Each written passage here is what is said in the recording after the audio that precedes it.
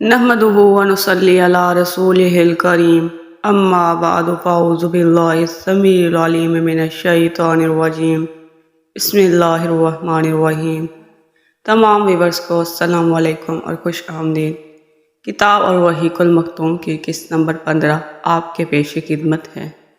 اگر آپ کتاب اور الرحیق المختوم کی پچھلی تمام اقساط کو سننے میں دلچسپی رکھتے ہیں تو میں ڈسکرپشن میں ان کا لنک دے رہی ہوں، آپ انہیں وہاں سے سن سکتے ہیں۔ ہمارا آج کا موضوع ہے بیرون مکہ دعوت اسلام۔ شوال 10 نبوت میں نبی صلی اللہ علیہ وسلم طائف تشریف لے گئے۔ یہ مکہ سے تقریباً 60 میل دور ہے۔ آپ صلی اللہ علیہ وسلم نے یہ مسافت آتے جاتے پیدل طے فرمائی۔ آپ صلی اللہ علیہ وسلم کے ہمراہ آپ صلی اللہ علیہ وسلم کے آزاد کردہ غلام حضرت زید بن حارثہ تھے۔ راستے میں جس قبیلے سے گزر ہوتا اسے اسلام کی دعوت دیتے، لیکن کسی نے بھی یہ دعوت قبول نہ کی۔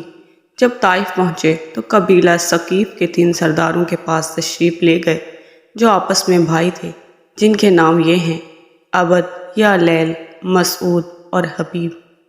ان تینوں کے والد کا نام عمرو بن عمیر ثقفی تھا۔ آپ صلی اللہ علیہ وسلم نے ان کے پاس بیٹھنے کے بعد انہیں اللہ کی اطاعت اور اسلام کی مدد کی دعوت دی۔ جواب میں ایک نے کہا، وہ کعبے کا پردہ پھاڑے اگر اللہ نے تمہیں رسول بنایا ہو۔ نعوذ باللہ۔ دوسرے نے کہا، کیا اللہ کو تمہارے علاوہ کوئی اور نہ ملا؟ استغفر اللہ۔ تیسرے نے کہا، میں تم سے ہرگز بات نہ کروں گا۔ اگر تم واقعی پیغمبر ہو، تمہاری بات رد کرنا میرے لیے انتہائی خطرناک ہے، اور اگر تم نے اللہ پہ جھوٹ کر رکھا ہے پھر تو مجھے تم سے بات کرنی ہی نہیں چاہیے۔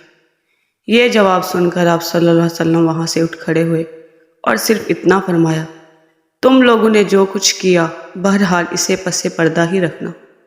رسول اللہ صلی اللہ علیہ وسلم نے طائف میں 10 دن قیام فرمایا۔ اس دوران آپ صلی اللہ علیہ وسلم ان کے ایک ایک سردار کے پاس تشریف لے گئے اور ہر ایک سے گفتگو کی، لیکن سب کا ایک ہی جواب تھا کہ تم ہمارے شہر سے نکل جاؤ، بلکہ انہوں نے اپنے اوباشوں کو شہ دے دی۔ چنانچہ جب آپ صلی اللہ علیہ وسلم نے واپسی کا قصد فرمایا تو یہ اوباش گالیاں دیتے، تالیاں پیٹتے، شور مچاتے آپ صلی اللہ علیہ وسلم کے پیچھے لگ گئے، اور دیکھتے ہی دیکھتے اتنی بھیڑ جمع ہو گئی، آپ صلی اللہ علیہ وسلم کے راستے کے دونوں جانب لائن لگ گئی۔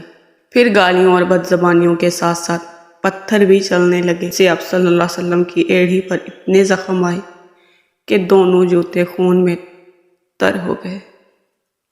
ادھر حضرت زید بن حارثہ رضی اللہ تعالیٰ عنہ ڈھال بن کر چلتے ہوئے پتھروں کو روک رہے تھے، جس سے ان کے سر میں کئی جگہ چوٹ آئی۔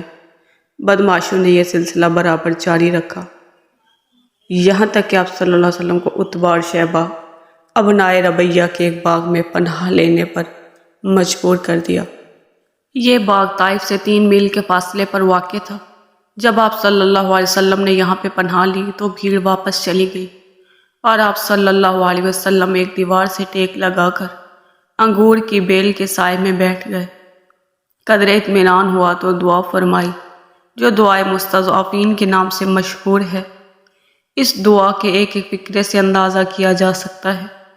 طائف میں اس بدسلوکی سے دوچار ہونے کے بعد اور کسی ایک بھی شخص کے ایمان نہ لانے کی وجہ سے آپ صلی اللہ علیہ وسلم کس قدر دل فگار تھے، اور آپ صلی اللہ علیہ وسلم کے احساسات پر حزن و علم اور غم و افسوس کا کس قدر غلبہ تھا۔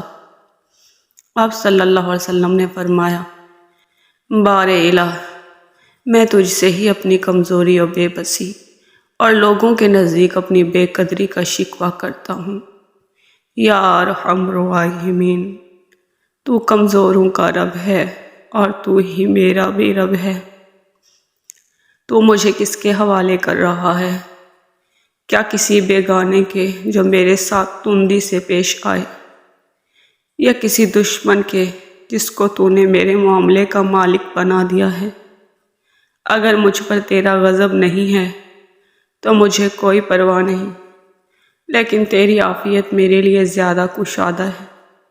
میں تیرے چہرے کے اس نور کی پناہ چاہتا ہوں جس سے تاریکیاں روشن ہو گئیں، اور جس سے دنیا اور آخرت کے معاملات درست ہوئے، کہ تم مجھ پہ اپنا غضب نازل کرے یا تیرا عطاب مجھ پہ وارد ہو، تیری ہی رضا مطلوب ہے یہاں تک کہ تو خوش ہو جائے، تیرے بغیر کوئی زور اور طاقت نہیں۔ ادھر آپ صلی اللہ علیہ وسلم کو ابنائے ربیہ نے اس حالت زار میں دیکھا تو ان کے جذبہ قرابت میں حرکت پیدا ہوئی، اور انہوں نے اپنے ایک عیسائی غلام کو جس کا نام اداس تھا بلا کے کہا، انگور سے ایک گچھا لو اور اس شخص کو دے کے آؤ۔ جب اس نے انگور آپ صلی اللہ علیہ وسلم کی خدمت میں پیش کیا تو آپ صلی اللہ علیہ وسلم نے بسم اللہ کہہ کے ہاتھ بڑھایا اور کھانا شروع کیا۔ اداس نے کہا، یہ جملہ تو اس علاقے کے لوگ نہیں بولتے۔ رسول اللہ صلی اللہ علیہ وسلم نے فرمایا، تم کہاں کے رہنے والے ہو اور تمہارا دین کیا ہے؟ اس نے کہا، میں عیسائی ہوں اور نینوا کا باشندہ ہوں۔ رسول اللہ صلی اللہ علیہ وسلم نے پوچھا، اچھا تو تم مرد صالح یونس بن متی کی بستی کے رہنے والے ہو؟ اس نے کہا، آپ صلی اللہ علیہ وسلم یونس بن متی کو کیسے جانتے ہیں؟ رسول اللہ صلی اللہ علیہ وسلم نے فرمایا، وہ میرے بھائی تھے، وہ نبی تھے اور میں بھی نبی ہوں۔ یہ سن کر اداس رسول اللہ صلی اللہ علیہ وسلم پر جھک پڑا اور آپ صلی اللہ علیہ وسلم کے سر اور ہاتھ پاؤں کو بوسہ دیا۔ یہ دیکھ کر ربیہ کے دونوں بیٹوں نے آپس میں کہا، لو اب اس شخص نے ہمارے غلام کو بگاڑ دیا۔ اس کے بعد جب اداس واپس گیا دونوں نے اس سے کہا، جی یہ کیا معاملہ تھا؟ اس نے کہا، میرے آقا، روئے زمین پر اس شخص سے بہتر اور کوئی نہیں۔ اس نے مجھے ایک ایسی بات بتائی ہے جسے نبی کے سوا کوئی نہیں جانتا۔ ان دونوں نے کہا، دیکھو اداس، کہیں یہ شخص تمہیں تمہارے دین سے پھیر نہ دے، کیونکہ تمہارا دین اس کے دین سے بہتر ہے۔ قدرے ٹھہر کر رسول اللہ صلی اللہ علیہ وسلم باغ سے نکلے تو مکے کی راہ پہ چل پڑے۔ غم و علم کی شدت سے طبیعت نے ڈھال اور دل پاش پاش تھا۔ کرنے منازل پہ پہنچے تو اللہ تعالیٰ کے حکم سے حضرت جبرائیل علیہ السلام تشریف لائے۔ ان کے ساتھ پہاڑوں کا فرشتہ بھی تھا۔ وہ آپ صلی اللہ علیہ وسلم کو یہ گزارش کرنے آیا تھا کہ آپ صلی اللہ علیہ وسلم حکم دیں تو وہ اہل مکہ کو دو پہاڑوں کے درمیان پیس ڈالے۔ اس واقعے کی تفصیل صحیح البخاری میں حضرت عائشہ رضی اللہ تعالیٰ عنہ سے مروی ہے۔ ان کا بیان ہے کہ انہوں نے ایک روز رسول اللہ صلی اللہ علیہ وسلم سے دریافت کیا کہ کیا آپ صلی اللہ علیہ وسلم پر کوئی ایسا دن بھی آیا ہے جو احد کے دن سے زیادہ سنگین رہا ہو؟ آپ صلی اللہ علیہ وسلم نے فرمایا، ہاں، تمہاری قوم سے مجھے جن جن مصائب کا سامنا کرنا پڑا ان میں سب سے سنگین مصیبت وہ تھی جس سے میں گھاٹی کے دن دوچار ہوا، جب میں نے اپنے آپ کو عبد یا لیلیہ بن عبد کلال کے صاحب سادے پر پیش کیا، مگر اس نے میری بات منظور نہ کی تو میں غم و علم سے نڈھال اپنے رخ پہ چل پڑا۔ وہاں میں نے سر اٹھایا تو کیا دیکھتا ہوں کہ بادل کا ایک ٹکڑا مجھ پہ سایہ فگن ہے۔ میں نے غور سے دیکھا تو اس میں حضرت جبرائیل علیہ السلام تھے۔ انہوں نے مجھے پکار کر کہا، آپ صلی اللہ علیہ وسلم کی قوم نے آپ صلی اللہ علیہ وسلم سے جو بات کہی اللہ نے اسے سن لیا ہے۔ اب اس نے آپ صلی اللہ علیہ وسلم کے پاس پہاڑوں کا فرشتہ بھیجا ہے تاکہ آپ صلی اللہ علیہ وسلم ان کے بارے میں اسے جو حکم چاہیں دے دیں۔ اس کے بعد پہاڑوں کے فرشتے نے مجھے آواز دی اور سلام کرنے کے بعد کہا، اے محمد صلی اللہ علیہ وسلم، بات یہی ہے، اب آپ صلی اللہ علیہ وسلم جو چاہیں، اگر چاہیں کہ میں انہیں دو پہاڑوں کے درمیان کو چل دوں تو ایسا ہی ہوگا۔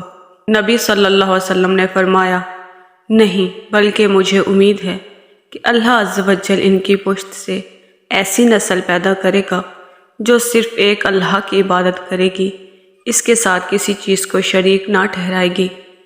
رسول اللہ صلی اللہ علیہ وسلم کے اس جواب میں آپ صلی اللہ علیہ وسلم کی یگانہ روزگار شخصیت اور ناقابل ادراک گہرائی رکھنے والے اخلاق عظیمہ کے جلوے دیکھے جا سکتے ہیں۔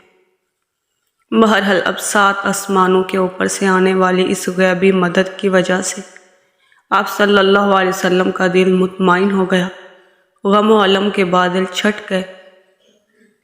چنانچہ آپ صلی اللہ علیہ وسلم نے مکے کی راہ پر مزید پیش قدمی فرمائی اور وادی نخلا میں جا فروکش ہوئے۔ وادی نخلا میں آپ صلی اللہ علیہ وسلم کا قیام چند دن رہا۔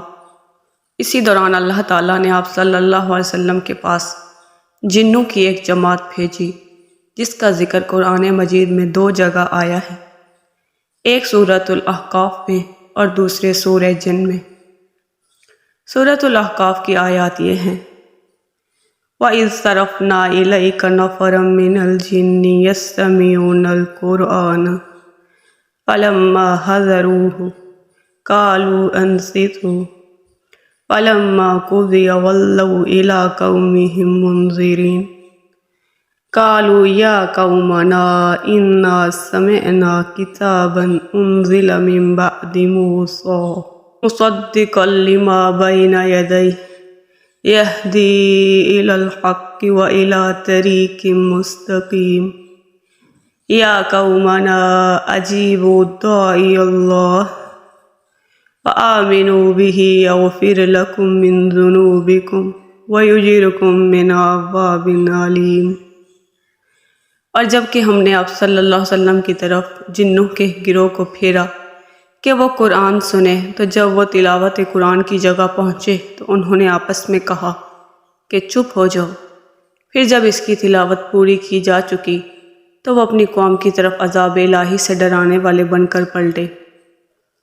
انہوں نے کہا، اے ہماری قوم، ہم نے ایک کتاب سنی ہے جو موسیٰ علیہ السلام کے بعد نازل کی گئی ہے، اپنے سے پہلے کی تصدیق کرنے والی ہے، حق اور راہ راست کی طرف رہنمائی کرتی ہے۔ اے ہماری قوم، اللہ کے داعی کی بات مان لو اور اس پر ایمان لے آؤ، اللہ تمہارے گناہ بخش دے گا اور تمہیں دردناک عذاب سے بچائے گا۔ سورہ جن کی آیات یہ ہیں: قُلْ أُوحِيَ إِلَيَّ أَنَّهُ اسْتَمَعَ نَفَرٌ مِّنَ الْجِنِّ فَقَالُوا إِنَّا سَمِعْنَا قُرْآنًا عَجَبًا يَهْدِي إِلَى الرُّشْدِ فَآمَنَّا بِهِ وَلَن نُّشْرِكَ بِرَبِّنَا أَحَدًا۔